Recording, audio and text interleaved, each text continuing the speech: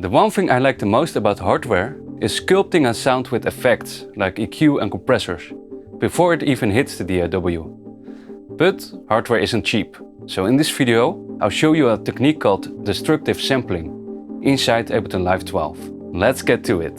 Alright, so I've got a modular synth here. And to keep things simple, I'm gonna start with just one oscillator.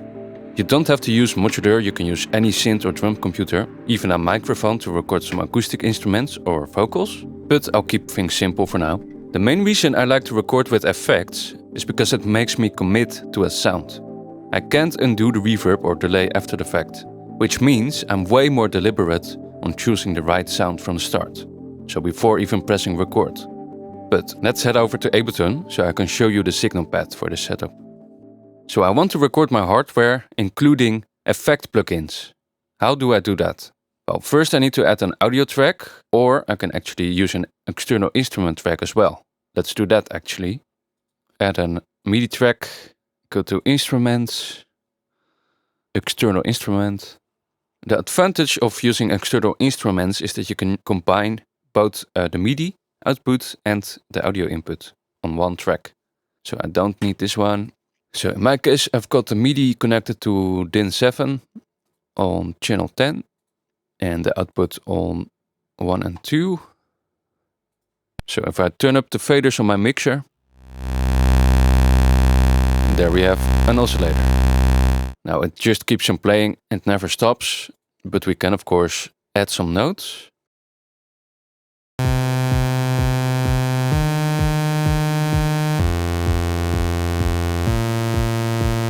But I think I need to tune it a little bit.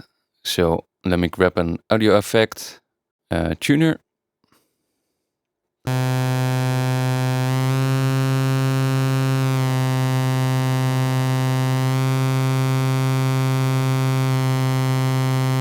Okay, so now I can add effects to this instrument track, but I also need to record those effects. So I'm gonna add a new audio track. And now I need to select this bass instrument track as an input, and I need to set the routing not to pre-effects but post-effects. And if I want, I can set it post-mixer, so I can adjust the input volume with the fader. Now, what effects would I typically use when I'm recording synths? Most of the time I use a little bit of EQ to add a little bit of low and high frequency boost. So let's start with that. If you've got some vintage EQ emulations, then now would be the time to add those. But to keep things simple, I'm just gonna use EQ 8. I need to make sure to put it on the right track, so on this one. So everything I change here will be recorded. And just to illustrate the point, let me just get rid of the high end. And record a little bit. So arm the track, record.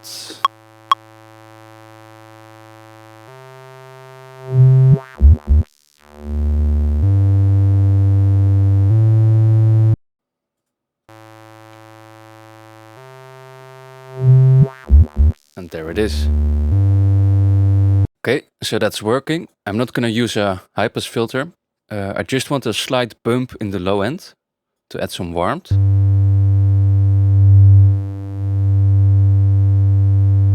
So analog EQs usually use pretty wide slopes and gentle filters. Let me also add some high shelf.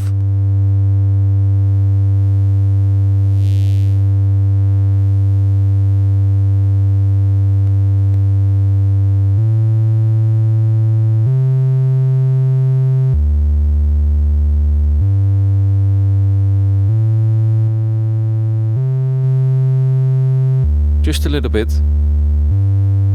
Another tool I use all the time is a little bit of saturation. So let me add some saturator. Turn up the drive a bit and try to match the output. So when you bypass the plugin, it should be equally loud. Because you can still clip the recording this way. For example, if I do this, goes into the red, and this will be recorded as well.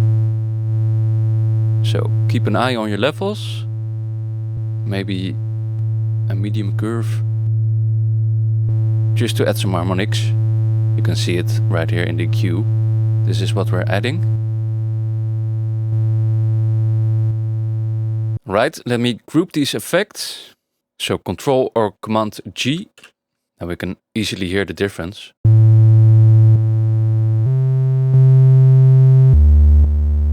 So a bit brighter. Right, now let me add some delay. But before I do, I need to think about what role this sound is playing in the entire production. So let's say I want to turn this into a bass sound. One trick I often use is called the Haas effect. It's an extremely short delay. And when you pan the dry sound and the delay to either end of the stereo field, you'll get a massively wide sound. In my hardware setup I've got a mixer to pan things, but in this case I need to create an effect chain.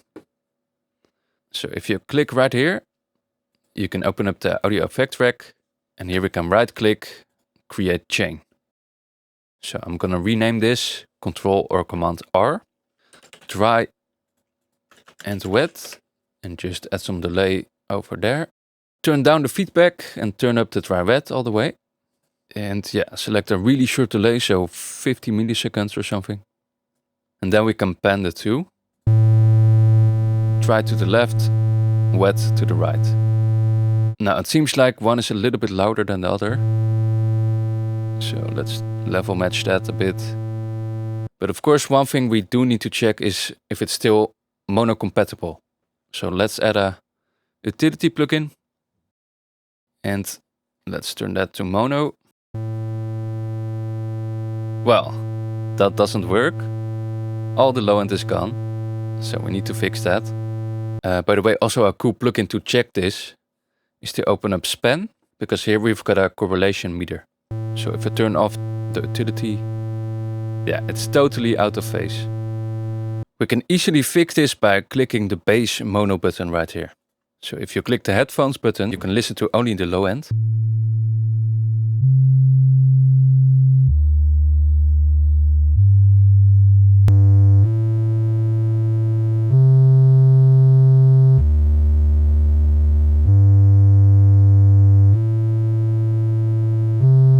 Yeah.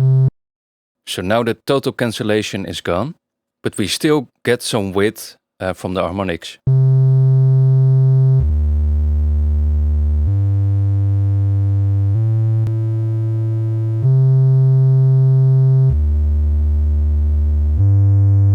Alright, cool. Let's record that.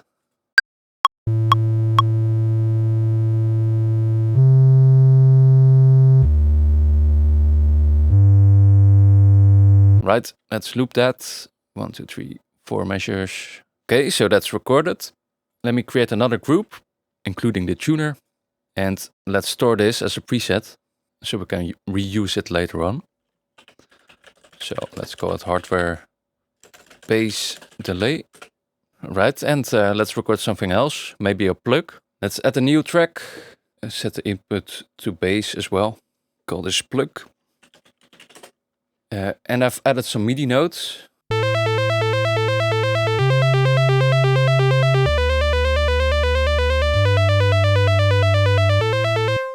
But first, let me tune it. I'm just gonna grab an A. In this case, I'm using the Erica Synths bassline module, and it has a built-in filter and envelope.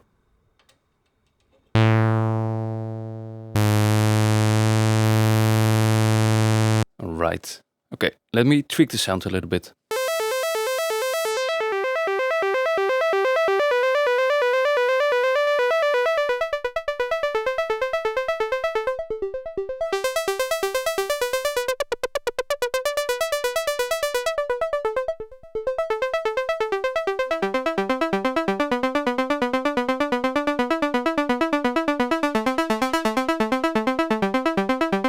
Maybe I'll lower the octaves a bit.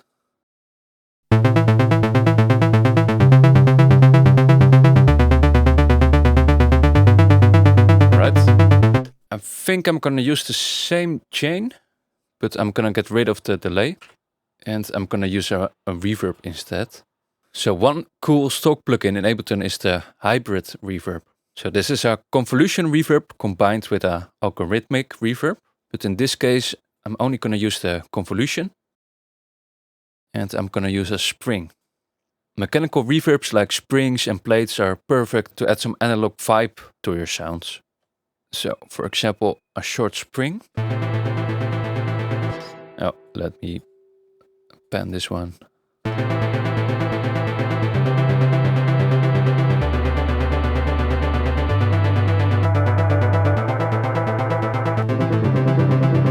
Oh, this is cool. Let's shorten it.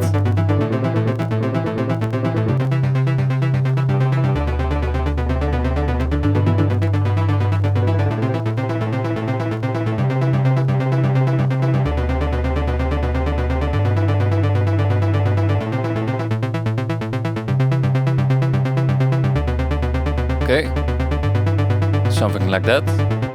Keep in mind that you can't undo this reverb, so don't overdo it. Just a little bit should be enough. It's a little bit like using a guitar pedal. You still want the flexibility to tweak things in the mix, but you do want to make decisions for the sound.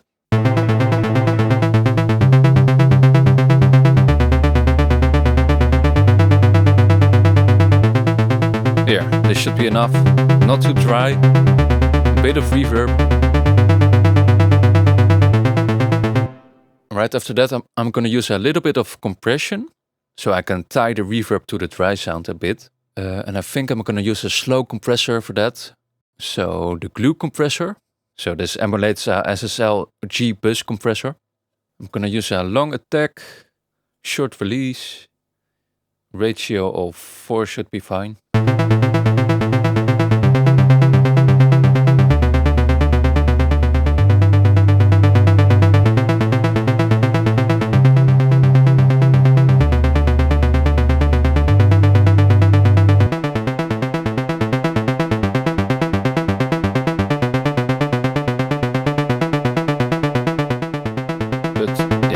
Much.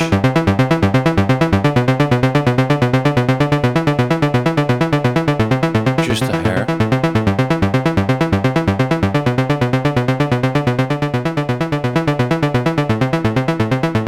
So you really bring up the reverb and the tail of the sound.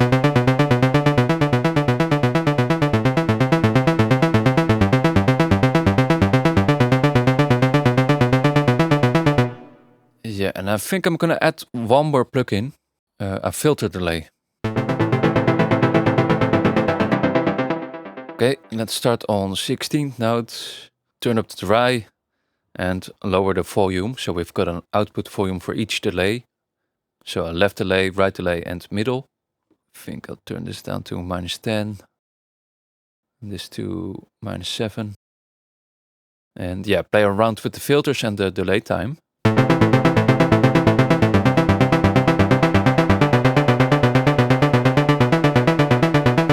Right, that's it. So I'm gonna record that over here. And if you want, you can of course store this chain as well.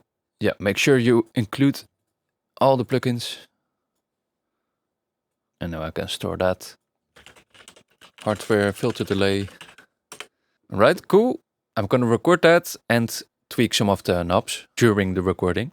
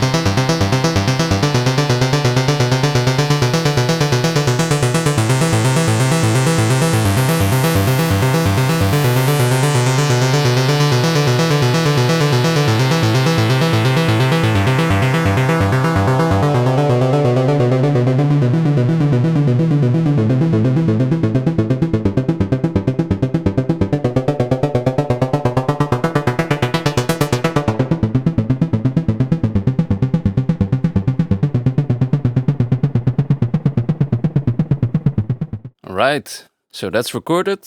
So basically including filter automation. So I can just pick and choose parts I like.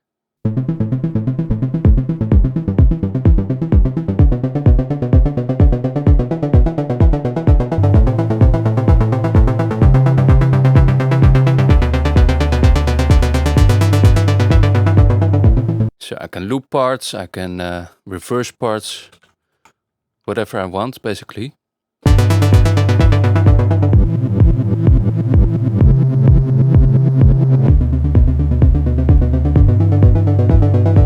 You've got a lot more flexibility with audio. So you can chop it up and do whatever you want with it. And of course you can always add some more plugins if you want. But at least you've got something that sounds great from the start. And the main benefit is that you're really committing to the sound. So you really need to think about the role of each sound in the entire production. Which of course takes some time to get right.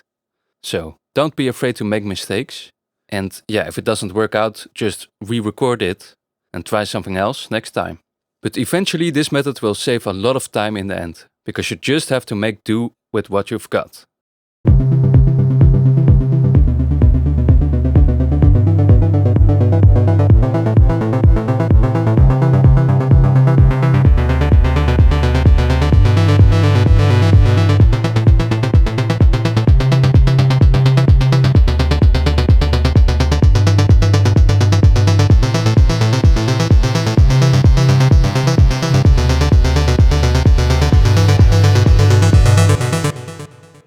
Alright, let me know what you think about this technique.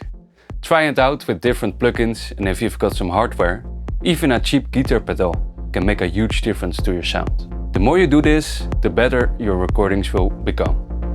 And the less mixing you need to do in the end. If you'd like to learn more about hardware, join my free Facebook group. And if you want to dive more into Modular, I've got a free guide you can download via the link in the description. Thanks for watching. And I'll see you all next week with another tutorial.